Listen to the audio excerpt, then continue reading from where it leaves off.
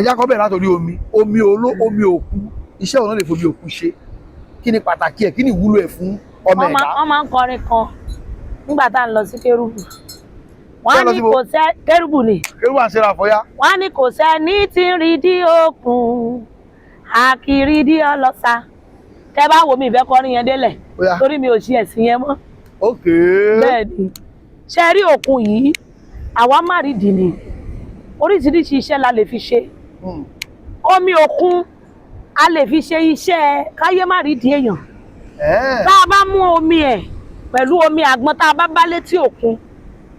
àgbọn yìí. bẹ́ẹ̀ ni tá a bá wá dà á pọ̀ mọ́ àwọn omi míì àgbọn tẹ́ ń wo lọ́kàn yìí lọ sọ o. bẹ́ẹ̀ ni tá a bá dà á pọ̀ mọ́ pẹ̀lú àwọn omi míì ó lè pọ̀ omi oríṣi méje àwọn omi tó wà significant tó jẹ́ pé ayé ò lè ká wọn mú kò sẹ́ni tó lè gbọ́n omi inú àpáta gbẹ omi inú àpáta omi òkun omi àgbọn omi ọ̀sà omi odò orísun odò kìí gbẹ omi orísun odò omi òfurufú omi tá a bá gbé abọ́ síta tí ìrì ẹ̀ sẹ̀ kò sẹ́ni tó lè mú ìrì tá a bá kó o pọ̀ ó ní bá a ṣe máa ń parí iṣẹ́ tó jẹ́ wípé tí èèyàn bá ń lò ó máa protect agbára tẹ́ni yẹn bá ní spiritual power tẹ́ni yẹn ní wọn ò ní lè tọwọ́ bọ̀ ọ́ then ó tún máa ṣiṣẹ́ kí àṣàsí máa ràn yàn nítorí wípé àṣàsí òòrùn òkun omi òkun kì í gbàbọ̀dè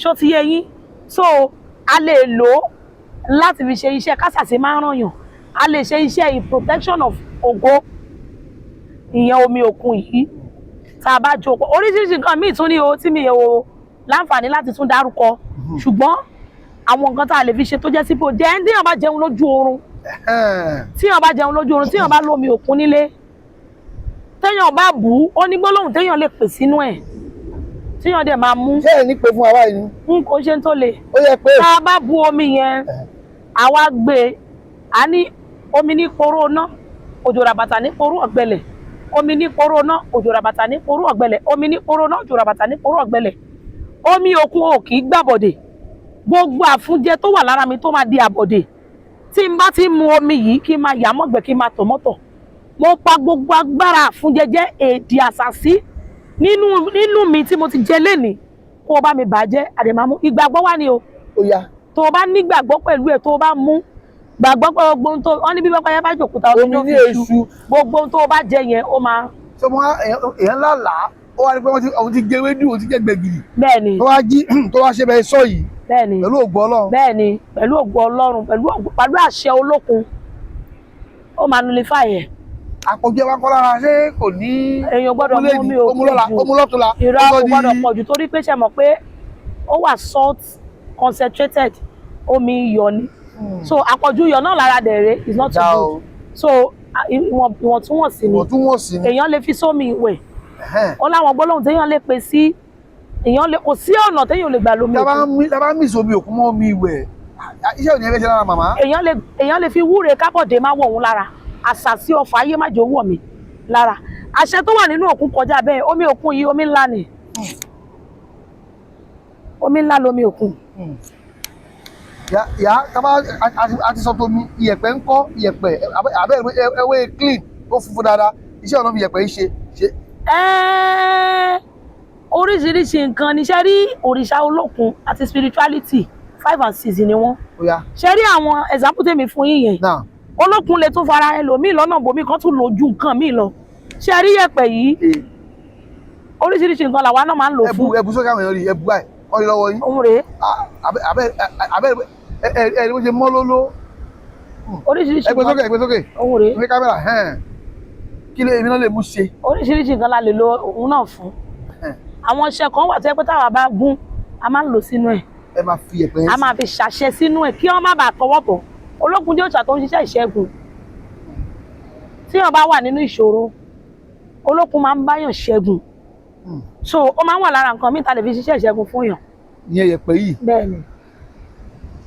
mo wá nílé bóyá mo wẹ̀ mo ra bu díẹ̀ lọ́lé mo fẹ́ wẹ̀ mo ń tá sí ṣé oníṣẹ́ tó lè mọ̀ ṣe nù. ìgbàgbọ́ ni tẹ bá tá sí tẹ gbàgbọ́ pé ìṣẹ́gun ni mo fi ṣe yes ẹlòmíì máa fi ń wẹ̀ bó ṣe wà yìí wọ́n lè sọ di sponge kán fi gbogbo ara láti fi wẹ àmì burúkú kúrò lára. Yẹ̀pẹ̀ yìí. Bẹ́ẹ̀ni. Ó dẹ̀ ṣiṣẹ́ fún cleansing náà. Ó láwọn kankan tá a tún lè dà mọ́ tá a lè fi ṣe spiritual cleansing. Tí yàn bá rí pọ́wọ́ wà lára òun feel heavy, òun feel abnormal. Tó bá wá fi omi iyẹ̀pẹ̀ òkun gbó ara kó po omi kó wẹ̀, ó máa feel lighter. Ajé ibẹ̀ máa ń kọ́ torí mo ní káwọn ọmọ ń di ọmọ ń ra ni o kẹ̀tíkẹ̀tí. Ajé yẹn is a symbol of Ajé Olókun. Kò túmọ̀ sí pé òun gangan ni Ajé, icon ẹ̀ ni. Èèyàn lè kó lọlé kó expect pé ẹ bóun ṣe kó lọlé yìí ilé òun máa kún Ajé máa dé rárá o. Bẹ́ẹ̀ kọ́ o. Má fi sínú mọ́tò ń kọ́. It's just an icon. Believe yín àti connectivity yín pẹ̀lú òrìṣà yẹn òun ló máa jẹ́ kí kinní yẹn máa ṣiṣẹ́ fún yín. Èèyàn lè kó Ajé jọ sínú ilé kó má ní mínì kó kàn kó jọ fún. Ó mọ̀ ní ṣíṣì lápò. Kó kàn kó jọ for nothing. Wọ́n kí á lè wúlò ẹ̀ kí làyẹn ọlọ́mú ṣe lé. Òrìṣà Ajé ara wa particles Olókun náà ni icon Ajé ni. Téèyàn bá nígbàgbọ́ èèyàn lè máa fi ṣèwúre kó máa fi bẹ Ajé. Tí spirituality ẹni yẹn bá gbé débẹ̀ Ajé lè máa tara ẹ̀ dáhùn. Tí ó sì mọ ṣe fún. Bẹ́ẹ̀ni bọ̀ torí pé òrìṣà Ajé jẹ́ òrìṣà tí ó kọ ẹ̀gbin ó dẹ̀ máa ń ní ayọ̀. So ẹni tí ó yẹ pé olójú kòkòrò ó lè ní ọlọ́kànjúà àtinú ẹ̀ ò dáa ó lè gbé lọlé kó má dáhùn because this is one thing about Olókun àtAjé wọn kì í ṣe òrìṣà tó lè bá ẹni tó ní ìwàkiwà gbé. Tẹ bá rí èèyàn tó bá pèrè ẹ̀ lólókun ẹ wò wọ́n dáadáa tí wọ́n bá ti ń pọ́n láṣọ wọ́n ṣe òrìṣà yóò bá wọn rìnrìn àjò bẹ́ẹ̀ ni ẹni tó bá ń bá Olókun ṣe ẹ máa rí that purity ní ayé wọn ni mọ́lẹ̀ wọn máa ń tàn. So Elédùmarè á bá wa ṣe. Àgbọn dáhùn wo lọkàn yìí àgbọn rèé ìyá àgbọn rèé. Bẹ́ẹ̀ni. Ọ̀gá abẹ́ wẹ́ẹ́ lọ sú wa kí ni iṣẹ́ àgbọn téèyàn bá kí nǹkan mẹ́ta mélòó lèèyàn lè lo àgbọn fún. Iṣẹ́ téèyàn lè fàgbọn ṣe pọ̀ gan-an. Ẹ bá fáwọn èèyàn wá mẹ́ta wọ́n wá dúpẹ́ nígbẹ̀yìn ọ̀rọ̀. Omi àgbọn èèyàn lè fi ṣe àwa má rí ìdí káyé má rí ìdí yẹn tó bá yẹ pé ni tí ó fẹ́ protect agbára ẹ̀ àwọn iṣẹ́ yẹn ó wà complicated kò ń ṣe nǹkan tí mo kàn lè fílẹ̀ bẹ́ẹ̀ I would have loved to but ó lè ní àwọn process tó long. Ìwé náà kéré jù.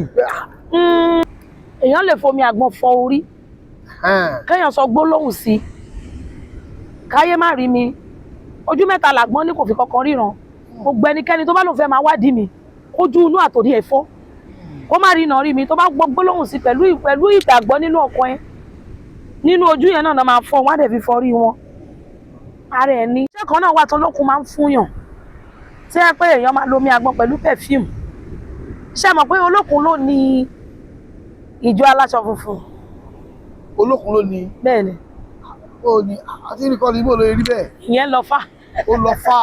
Olókun ló ní ìjọ aláṣọ funfun ṣẹ́ẹ̀dẹ̀ rí Olókun ní the purest so Olókun máa ń dìídì fún àwọn èèyàn ní iṣẹ́ tó jẹ́ pé tẹ bá gbọ́ iṣẹ́ yẹn ó máa look similar sí iṣẹ́ tó ń ṣe ní kérúbù bẹ́ẹ̀ ni tó jẹ́ pé wọ́n dẹ̀ lọ kérúbù àti sẹ́ráfù rí tó dẹ̀ máa fún wọn níṣẹ́ yẹn tí wọ́n máa gba ìmísí iṣẹ́ yẹn tí wọ́n dẹ̀ máa ṣe tó dẹ̀ máa jẹ́ tí máa wá sí etí òkun mo máa ń kó a lot of perfume wá máa ṣílẹ̀ máa pàṣẹ agbára òkun sínú ẹ̀ tí n bá lọ́ngbà mi a lè instruct pé kí n fi iyọ̀ sínú ẹ̀ a lè instruct pé kí n bu iyẹ̀pẹ̀ sí a lè instruct pé ká dàgbọ́n sí omi àgbọn ìmí ò lè jẹ́ ṣúgà oníkóró náà máa ní ká fi sí tí ò dẹ̀ ń ṣe pé bóyá wòlíì kankan ló fún wa tí kì í dẹ̀ ṣe pé bóyá atọ́kọ níbì kankan ìmísí yẹn máa ń wá ṣé mo pé mo ti sọ̀rọ̀ nípa spiritualist òun lẹni tó ń gbọ́ ohun ẹ̀mí so being a spiritual person oríṣiríṣi òòṣà ló máa ń bá wa sọ̀rọ̀ èmi ò particularly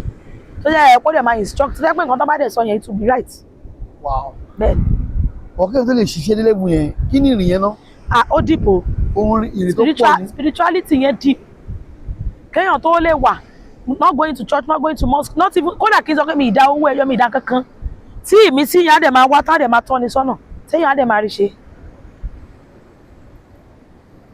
tó fún àwọn èèyàn tá a fẹ́ pè yín ẹni tó fẹ́ ṣàwárí ara ẹ̀ ẹni tó fẹ́ iṣẹ́ yìí ẹni tó fẹ́ ní ìyá wa ẹ bá mi ṣe kí ni ẹ mú ránṣẹ́ sí mi ẹ fi nọ́mbà yẹn lẹ̀ ká mọ́ lọ́lé wa. nọ́mbà mi ni 09035973313. lẹ́ẹ̀kan sí.